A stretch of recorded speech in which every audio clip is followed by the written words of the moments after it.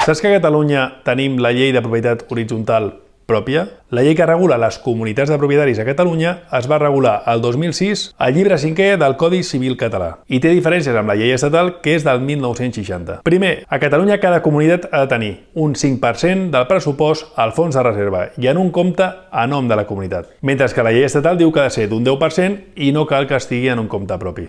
Per modificar el títol de constitució de la comunitat o els estatuts, a Catalunya només cal 4/5 parts de vots i coeficient, mentre que a la llei estatal es necessita la unanimitat per tirar endavant aquestes decisions. I punt 3. Per establir o suprimir un nou servei o crear noves instal·lacions, a Catalunya cal la majoria de propietaris i coeficients. I si es tracta d'instal·lacions noves o serveis no exigibles, un propietari pot oposar-se si l'import supera una quarta part del pressupost total anual de la comunitat. Així que podem dir que la llei catalana és més flexible i adaptada al dia a dia de les comunitats. Tot rutlla a la teva comunitat? Necessites ajuda?